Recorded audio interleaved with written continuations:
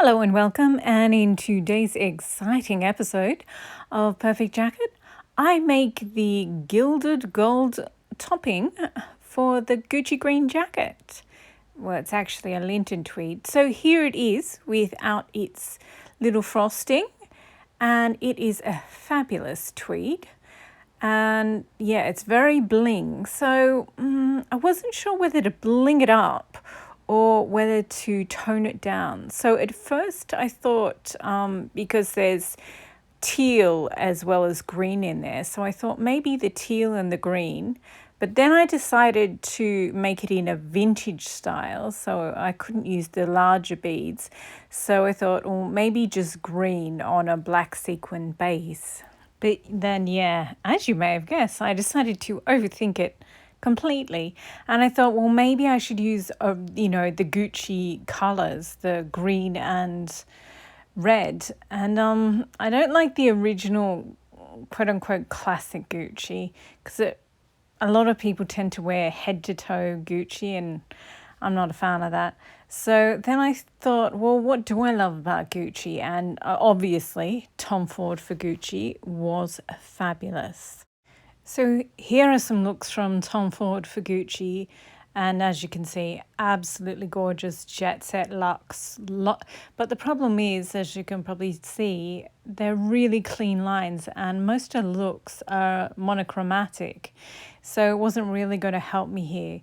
So then I moved on to post Tom Ford.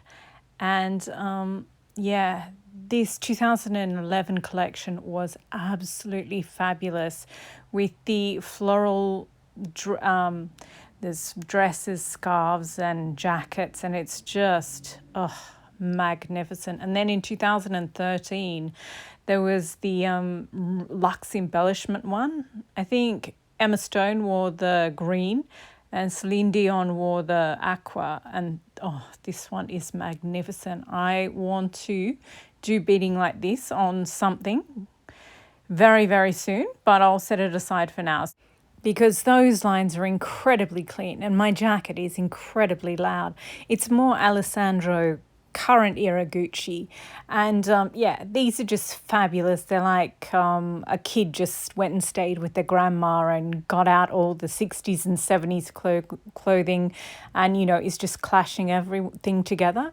And this knit is spectacular. So there are some really, really bling embellishments in the current Gucci, and they're great, but I don't know, the jacket, I really wanted something that sort of sits with it, not overpowers it. Like, I love that beaded poppy, but it just overpowers the poppy dress. So yeah, I remembered that I had these gold sequins because I was doing the fabric haul and from the super sale at Joann's, and I got all these flowers. But I also got some vintage floral sequins in gold, a really, really yellow gold. It's gorgeous. And I also have some other vintage gold sequins and some standard ones. And I thought, I'm going to mix them. I've got them, and I've also got some really amazing gold beads. So I decided to sort of combine a look from the 2011. They had this beautiful golden ochre mustard coloured look. It was just I just love the amount of depth they managed to get into the colours on that particular look was fabulous. And also in the 2013 bling necklace and bling embellishment one, they had a couple of yellow and gold looks. As a general rule, I don't like yellow and gold together. I think they're sort of a bit jarring. But yeah, I just love this. It's sort of pretty and punkish at the same time. So yeah, I was sort of going for that sort of vibe. So yeah, I got out and oops, I think I accidentally deleted the first bit of footage of me explaining what I was going to do. So we have to jump in when I've sort of done about a third of it. Okay, here we go. It's supposed to look like wax stripping. You know how when you light a candle and you leave it there for hours, the wax strips down in sort of runs? It's supposed to look like that, but I think I need to add like a big belt of large gold beads and sequins, and then have the little drips coming down from that. So I think I'll add those now. I'll show you the back because I think the backs may be a little more successful. I think you get a better idea of what I'm going for here and on the arm. But yeah, I really do think I need a thick band all the way around there and then just little runs coming off it. I also have to decide what to do with the bottom because you do need weight in the front two corners and the small of the back, just so that the jacket sits correctly. So yeah, I'm thinking I'll do just like maybe 3 puddles of beads at the bottom that look like the wax strips have fallen and pulled. I mean, I could just do a whole sort of belt layer of beads around the bottom, but it's not the effect I'm going for. So I think I'll finish the top first, and then with whatever beads I have left over, I will do the sort of pulls at the bottom. That is the plan at the moment, at any rate. Now I've added a layer of plastic beads, and they don't look fantastic, but they are just a foundational layer. I've started the next layer, so I'll turn the jacket around and show you. So I think it's going to look pretty fabulous. This is the boring foundational layer, and this is what it looks like with some sequins and a little bit more beading, and I think I really need to bring it down a little further as well. So yeah, I'm going to keep adding beads. It's kind of hard to tell what I've done when it's all the way up there on the sideboard. I think I'll put it down and shoot from above. I mean, you can sort of see how much work I've done, sort of. And this is me sitting on the ground, seeing if I can get a good shot from here, which I cannot. This is not going well. I mean, it gives you an idea of the overall design, I guess. Okay, I'm now standing on my chair, desk chair. So here's hoping I don't fall. But you do get a much better idea of what it looks like.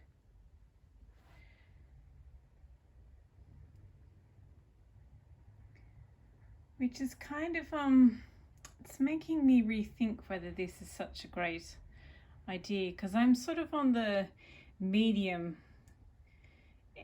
and the very edge of being between medium and tall in height. So I'm not sure just making a design that can only be seen by, basically by people who are taller than me is a good thing. But I guess when you know, if you're out to brunch or even if you're in a meeting, you're always seated and people come in and out. So I suppose, and it's only one jacket of like 100 plus. So yeah, I really like this. And it's very much like those Gucci sort of necklace bling dresses, and you know, the ones from those collections. It's really pretty. Okay, so obviously there's a little bit more on this side, so I have to go back and finish it. I'll show you the back. I do really like these drops, you know, these sort of wax drops, or what are teardrops of gold, but I'm not sure I'll do more. I think I'll just sort of even it out. Obviously I have to fill in all this, and I've used the Tinkerbells only on the back because yeah, I always end up talking about serious things or being dragged into serious discussions that I don't want to have Tinkerbells on my you know, that people can stare at while we're having serious discussions. Flowers and butterflies, absolutely fine, but I think Tinkerbells are a little magic fairy one too far. So yeah, I'll keep going and I'll fill in all the flowers, and I've also got some sort of Art Deco-y vintage sequins in gold, so I think I'll use them up as well. But yeah, I'm kind of getting to the end of my flowers and my butterflies, so yeah, I'll use some of the other novelty ones that I have. And I think the leaves look beautiful in this, whereas in just about anything else they would look far too over the top. So yeah, I'm really happy with this. So finish all the large sequins and then I'll see where we go from there. Oh my gosh, it's adorable. And I think that row of pearls there, if this is the necklace, that reminds me of, you know, how on the clasp they have the extra chain with like a pearl at the bottom. I'm going to leave that row of pearls because that is exactly what it reminds me of.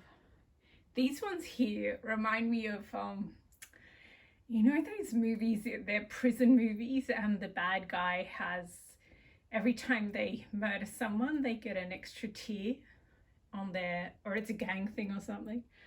God, I'm so white. But yeah, they sort of remind me of that. But oh my goodness, this looks beautiful. I knew when I bought those ochre plastic things that, I mean, they're ugly. They're absolutely ugly, but I just knew that if I could find the right thing to use them in, they would be glorious. And this is so cute. But now I'm looking at it, I think it does look a little bit Christmassy, because on the camera it's really not coming across how there's a lot of those dark stripes and navy, and the stripes that go across that way are teal, and they're very teal, but you just, it's not the camera's not picking it up. But yeah, oh, this is so cute. I'll have to show you from regular level so you can see how 3D it is. So sorry if this makes you a little bit dizzy. I'll try and do it slowly, but can you see how 3D that butterfly there is? It's on a it's like an inch, I think, that bugle bead, and it looks like it's floating. I love how they're all different heights, and that's one of those big Art Deco sequins, the vintage ones. They're so cute. I remember how much some of the more modern ones, you can see fingerprints in them, and that's such a pain. So I'm going to have to go along and get a cotton bud and wipe them all. Or if that sounds like a bit too much of a hassle, then you can just put on conservation gloves, you know, like white cotton gloves, and just sort of pour at them and the fingerprints come off, because they're really, really light fingerprints. Obviously, when you're working with sequin, you have to wash your hands all the time, because you don't want any oils on them. But yeah, so pretty. I'll show you the back. It's very asymmetrical, but I like that about it. It's sort of just a visual reminder that it's handmade. And yeah, I'm really happy with it. I think I'm definitely going to make another one. Hang on, I'll just get up on the chair. There we go. But I think when I make the next one, I will do it the other way. If you follow Alexander McQueen on Instagram, they often show how the things are made, and what they do with something like this, instead of embellishing the actual fabric, which is what I did, which is sort of more the French way, the cheaper way to do it is to do all the embroidery onto tulle, then cut the tulle off, and then sort of just put a few stitches on the tulle to keep it onto the jacket. So and it's actually a lot easier that way. It doesn't, I don't think the finish is as good, and it wouldn't last you as long. You'd have to do a lot of maintenance each time you wear it, or every year or two you'd have to do a lot of maintenance to it. So in the end it will cost more, the upkeep of it. But I mean, I think it's a good method to know how to do. So I'll do one that way the next time I do one, I think, maybe. Yeah, I'm really happy with this. I do have to figure out what to do about the bottom though. So I'll step down to normal level again. Here we are at street level. I'm not wearing any shoes. I think that might make a difference too, because normally I, you know, have heels and they put me up a bit. But yeah, it does look like I'm shooting this from a very short place. But yeah, I have to figure out what to do about the bottom, because it does need some weight, I think, but I like it plain. There's just so much detail in that top embellishment and I love it, but I don't think you can put anything on the bottom. I just don't think it'll work. I was thinking maybe on the back, like, you know, the back tattoos are called tramp stamps. And I was thinking, oh, maybe I could do one of those, but it would just wreck the tone of the jacket. I just love it so much like this. So I think what I'll do is find some, historically the way to weight a jacket is to get a washer, you know, like nuts and bolts, and in between before you put the bolt on, you put a washer on. Yeah, so the historical way to weight a jacket is to put a washer in each of the front corners, and then like maybe 2 or 3 spread around the back of the hem, sewn into the hem. So I think I'll find some ugly buttons that I don't want to use that are flat. Maybe tonight I'll go through those and try and find some, because I don't have any like hardware supplies and I'm trying to use up all my buttons. So yeah, I think I'll see if I've got something in my stash that will work. So that could be my job for tonight. But yeah, I'm so happy with the way this turned out, really happy. Oh, I'll quickly show you the sleeve. This is the only sort of beading I have on the sleeve. The other one doesn't really have any. But again, I like the asymmetry of it. Normally I wouldn't, but I just think it's a visual reminder that it's handmade. So yeah, I like it the way it is. I'm not going to add anything to it. It's very cute. So the buttons are a bust. I do have a few big ones, like there's 5 or more big ones, but they're not heavy enough. And then I remembered that I have all these glass gorgeous big beads, particularly these big amber ones, but they're just too nice to hide in a hem.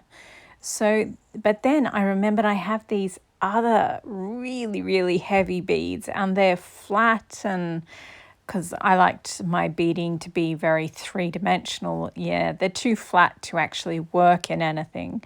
And yeah, they would work perfectly. I think I might use the green ones, but I have these yellow ones and oof, they're horrible. So I'm going to put 1 in each of the front and slit open the hem a little on the back in 3 different spots, and put 3 in there too. This is editing me from the future, and yeah, so I've already finished the jacket now. But yeah, I was editing and I saw the pictures of the teal beads, the heavy teal, flat teal beads, and I was like, oh, I could have used them instead of going searching for buttons and all different sorts of beads. But anyway, it is done. I've used the ugly flat pretend stone ones, and yeah, I think they turned out really well. It turned out really well. It's weighted beautifully. And then of course, once you've finished your embellishments and putting weights in your jacket, you just pin the silk lining to the inside of the hem of the tweed and hand stitch that down, also for the cuffs. I am a bit, I mean, the finished jacket looks oh, there's the butterfly. I've just put random photos together. But yeah, this is the jacket, and I think the weighting looks beautiful, but the sleeves, I feel like they look a bit light when the jacket's not on. When the jacket's on, it's fine. So yeah, I'm not going to do anything, but yeah, I'm really happy with it. And I also bought some strawberry fabric, and I feel if I made a skirt out of that, that it would sort of mesh really well with current era Gucci, like Alessandro era Gucci. So yeah, that is what I'm going to do with my strawberry fabric, because yeah, the jacket has navy lining, silk lining, and the strawberry fabric has a navy base. And it's also, because strawberries are red, it's sort of the Gucci colors of red and green. Anyway, that was my thinking. So yeah, thank you for watching, and yeah, I hope you enjoyed, and yeah, hope you're inspired to make your own gilded gold bling for your Chanel style jacket, or Gucci style. Anyway, thank you for watching, and goodbye.